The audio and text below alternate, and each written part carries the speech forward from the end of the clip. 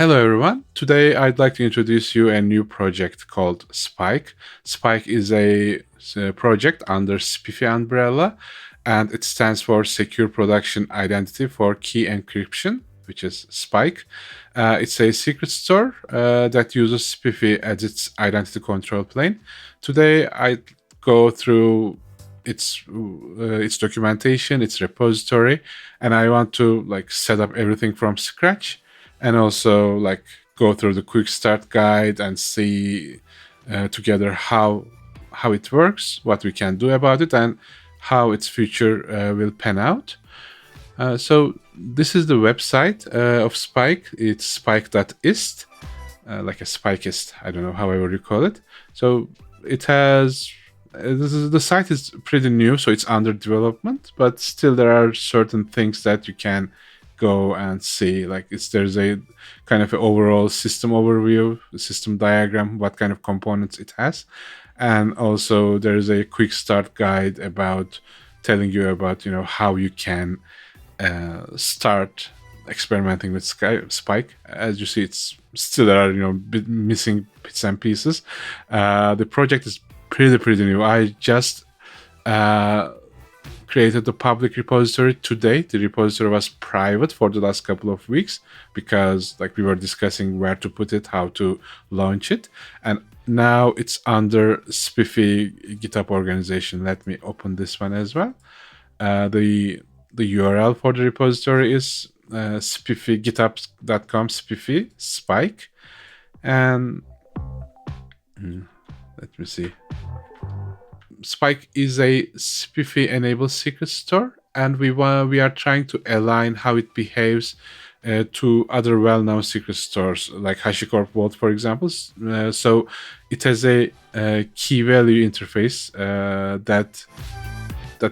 that acts more like how you would use a Hashi Vault user experience. The reason we do this is because initially not to create friction, because you will be as a user more familiar and more comfortable with a API or with an interface that you know and you know how to use. So it uses a similar CLI, but behind the scenes it's different. It's using SPIFFE as its identity control plane, which makes it relatively more secure.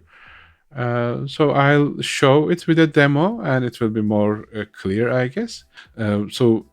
Essentially, Spike doesn't assume any kind of environment. It's not dependent on Kubernetes. It's not dependent on a operating system. As long as there is SPIFFE support, it can run anywhere, including Linux, Windows, and other places, and including Kubernetes as well. And to make the configuration also a global, we are using environment variables, because environment variables are supported almost everywhere. It's easy to configure and it's easier to relatively easy to manage. So that's one of the decisions that we have made. And as the topic of decisions, we have what we call architectural decision records. So whatever we decide, we keep a detailed discussion records about it. So why we choose that way, what we are doing, and this is all open source. So you can feel free to contribute to it, add value to the discussion. And these records are just historical records. They are not set in stone. For example, a while ago we decided to use Postgres as a backing store, and then we realized an S3 Amazon S3 or a Minayo compatible storage would serve at least our initial needs much better. So we superseded that one with another architectural decision record. So things are in progress, and we are transparently sharing everything that we can, including designs, flowcharts, diagrams. To use Spike, you need Spire or something SPIFFE compatible. We'll be using Spire. And to use Spire, you need to one way to do it is to build it from the source. Or you can download the binaries, or if you are in a orchestrator like Kubernetes, you can like just use Helm charts and deploy Spire through Helm charts. But since this is a Linux machine, the way that we can use Spire in this one is to just build it from the source code. So I'll just follow these instructions to see how it is done. But I have already Spire installed on my system, so I'm not going to copy the binaries to where they are supposed to be. I'll just create a temp folder, and then just go through the creation process rather than moving them to something under the path. So where am I? Let me check first.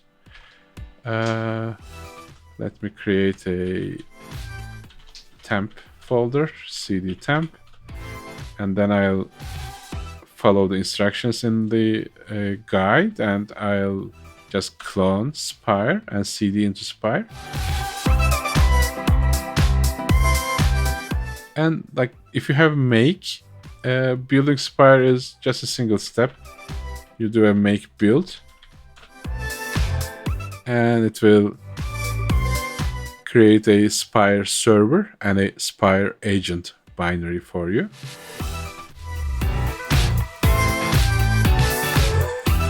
I'll just wait for it to finish.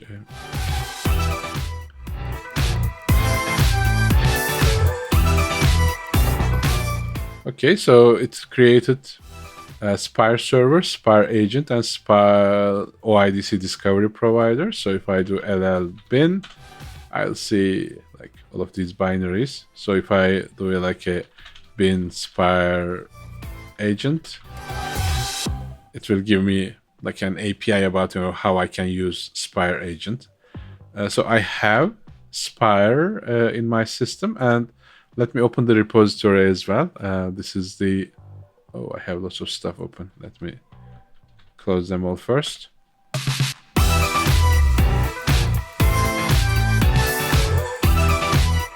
So this is, let me collapse a bunch of more.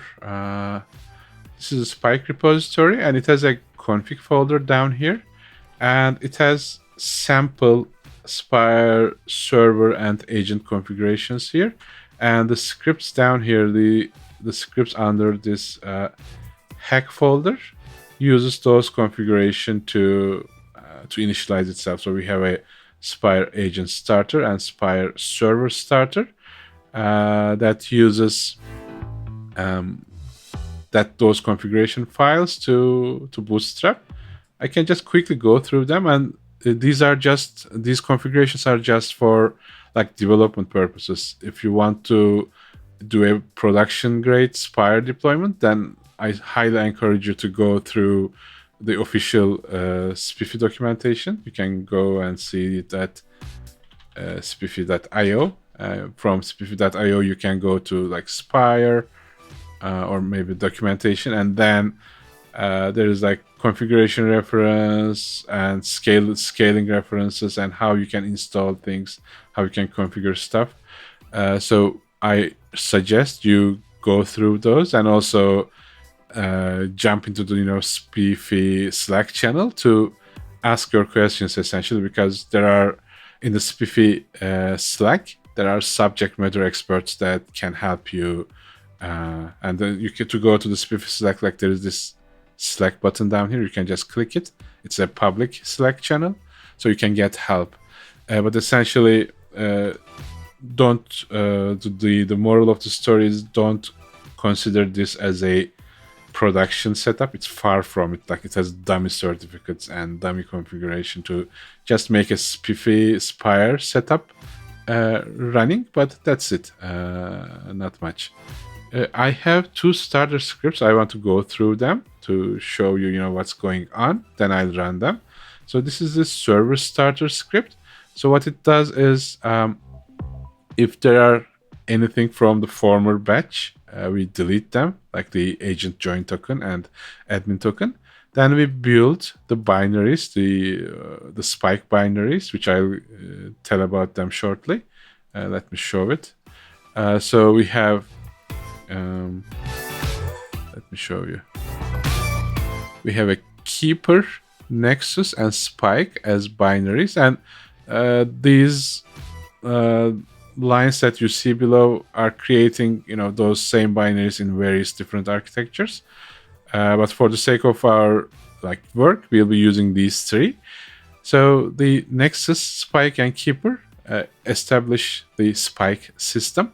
So the server starter script builds those binaries from scratch as well to make sure that we are using whatever the source code maps. So we have Nexus. Nexus is you can think of Nexus as the secret store.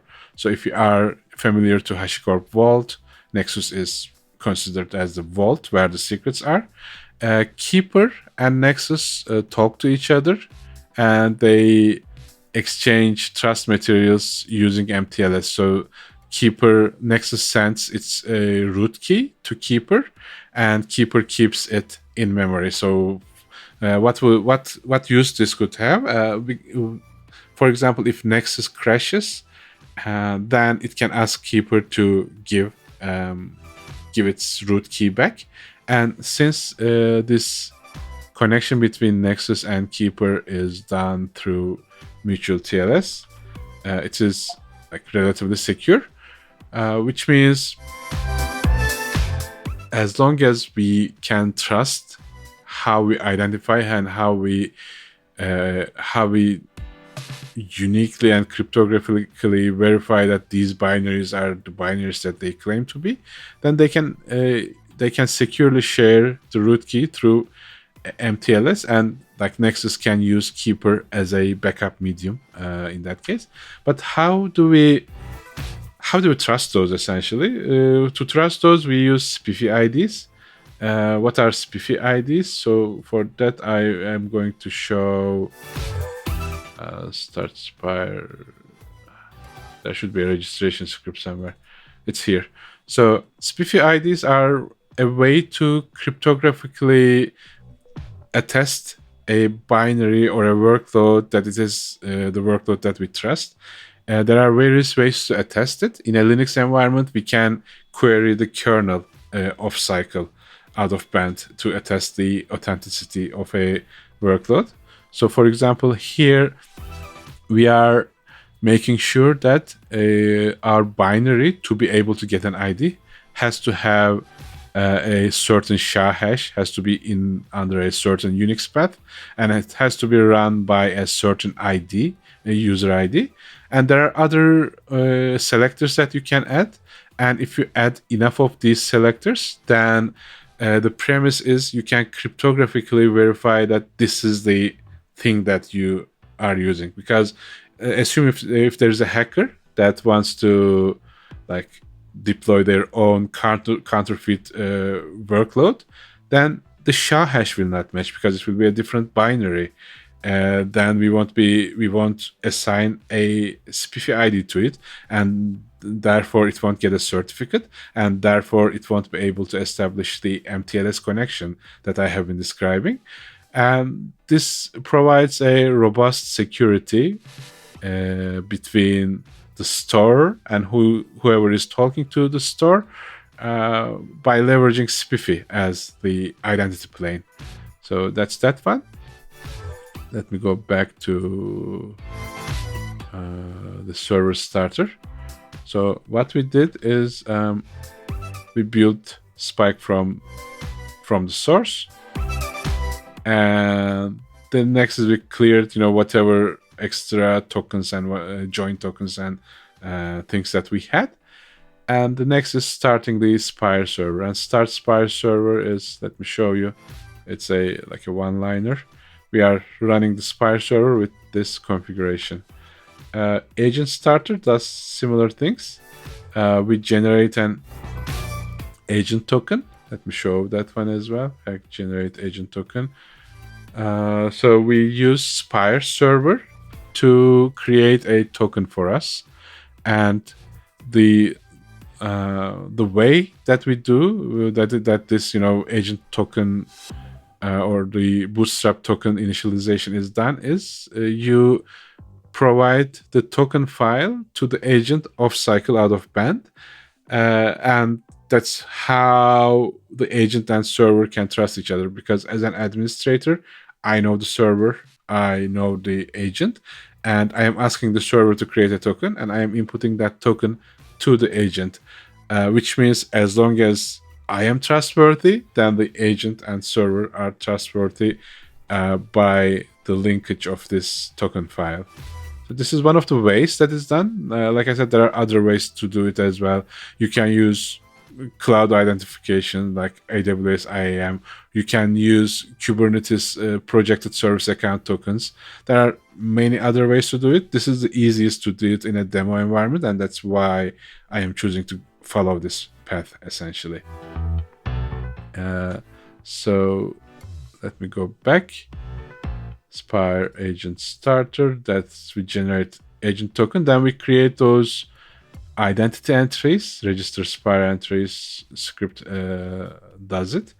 So what we do here is we say for Spire keeper to be authenticatable in this system, it needs to have a certain user ID, it needs to be running under a certain path, and it needs to have a certain SHA hash of the binary. And we do this the same for Nexus and the same for Pilot as well. What is Pilot? Pilot is the binary that you talk to the system.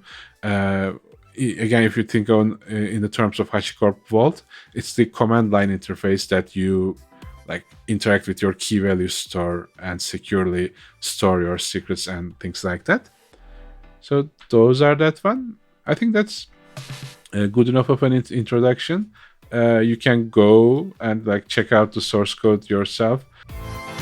And maintainers right now, Volkan am the lead architect. Kevin said he would be helping the project as best as he can, but he is like my bus factor backup essentially. If there's something to be done on the repo and I'm not around, Kevin will be there to help you.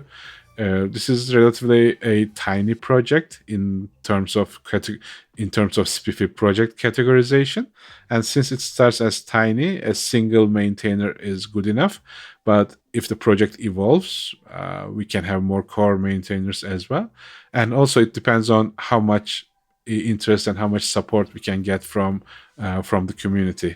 So feel free to chime in, feel free to add value, and feel free to let this project make the world a more secure place. So that said, let me go to my workspace folder and like start doing a quick demo. I'll go to desktop workspace where my Spike project is, CD Spike, and I'll pray demo gods that this one works, because it was working last night, but it's live demo, anything can happen. And if things happen, it's fine. We'll be debugging it on live stream, which is also extra fun, essentially. So let me see what I have. I'll list the hack folder, and I'll just follow the steps that we have done so far. So I'll first start the server starter, hack Spire server starter.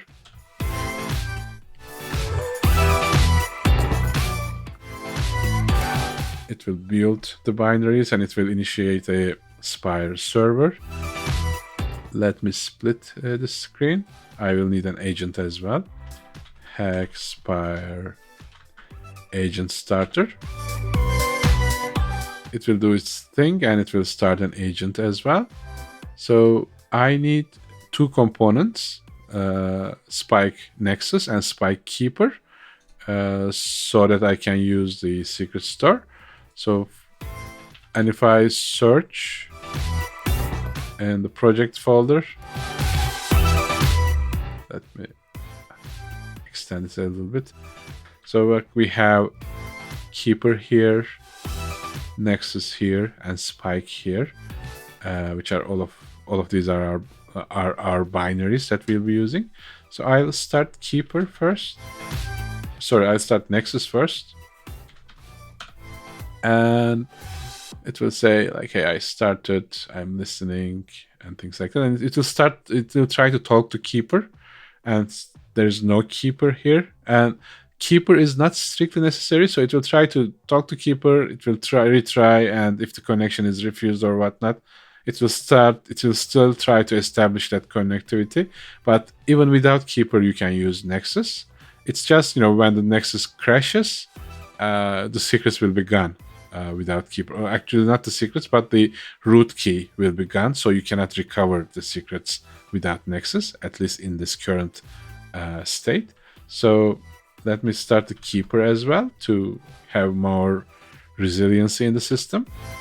So these two folks will start talking to each other.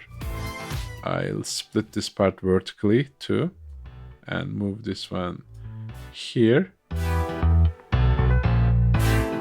So again, these two can talk to each other. They will chat. I'll just ignore that for now. Our binary is Spike. So when I say Spike, it will say, hey, this is Spike binary. You need to use Spike command. So I want to get secrets maybe.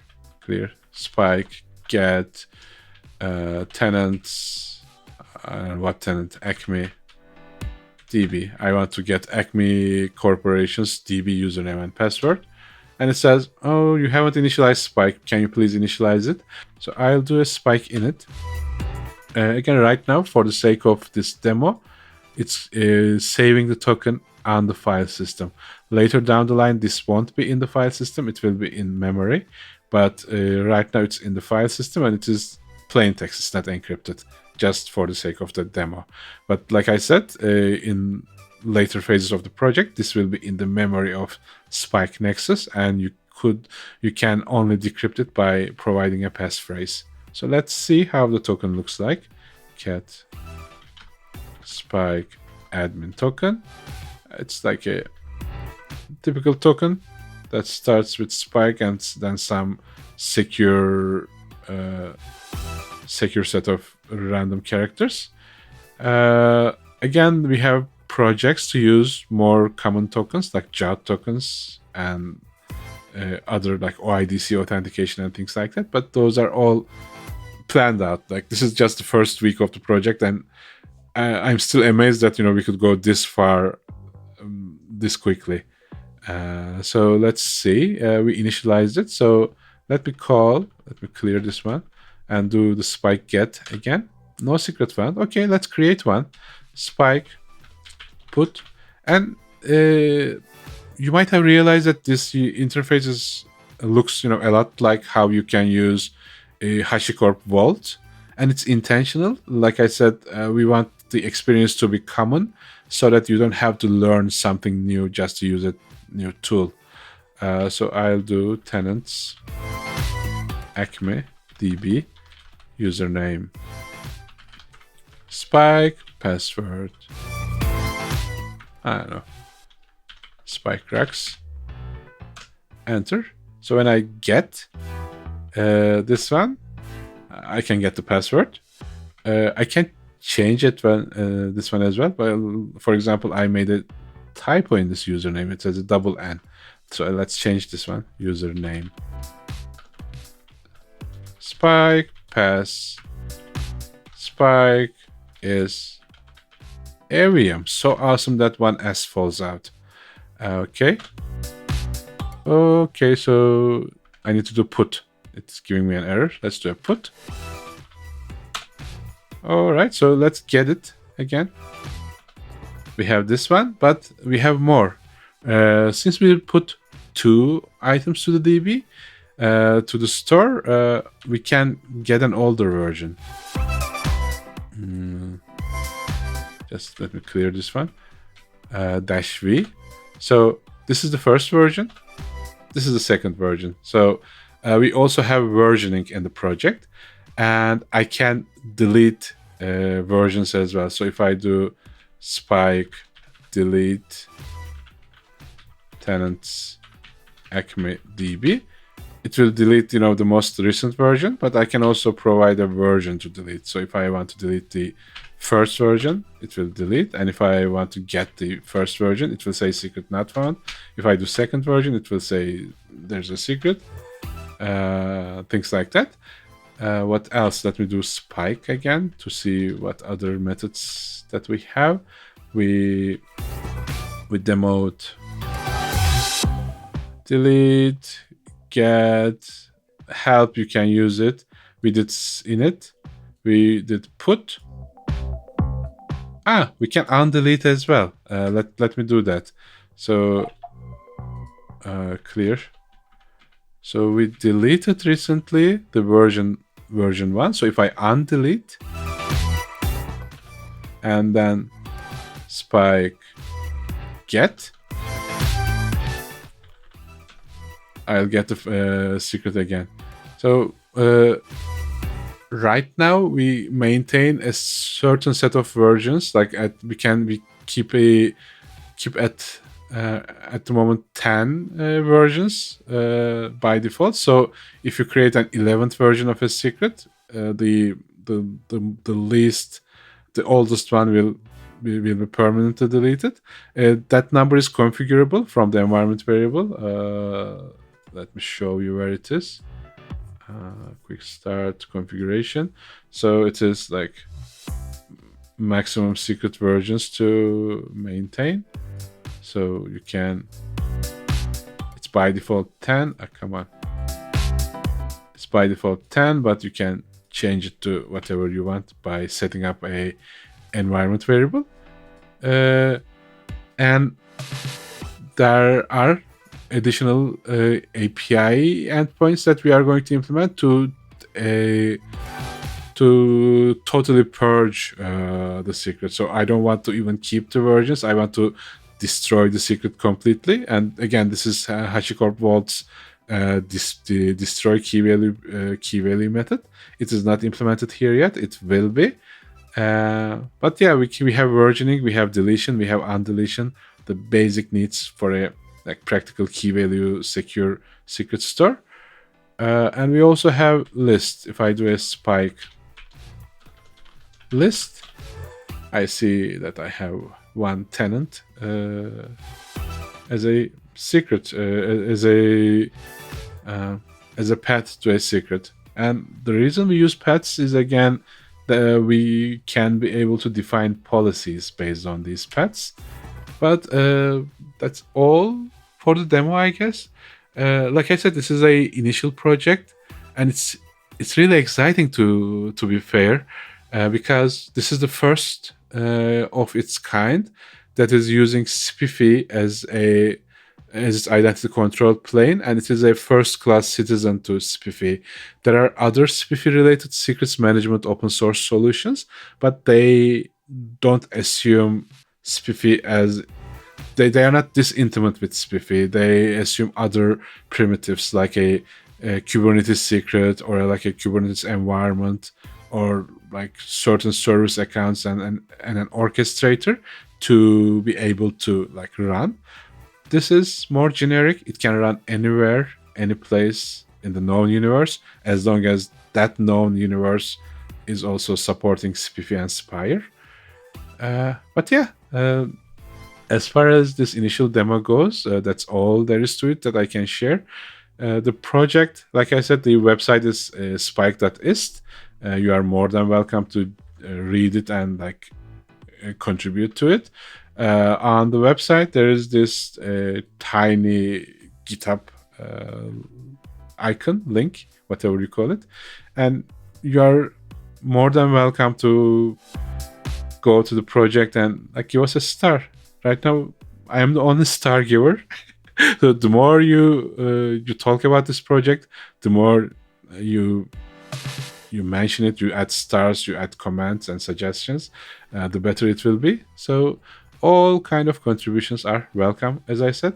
And we have one release at the moment. It is like version 1.0.0. It's the first version, and we have binaries for like all of the environment, so that you don't have to recompile Spike if you don't need to. But still, I would go through this entire experience and follow this demo myself if I were, to learn Spike and be a contributor to the Spike project, because like getting your hands dirty is the best way to like get used to a code base. But yeah, that's it. I hope you like it, and I hope you'll be a part of this initiative. And until next time, and until the next demo, keep your secrets secret.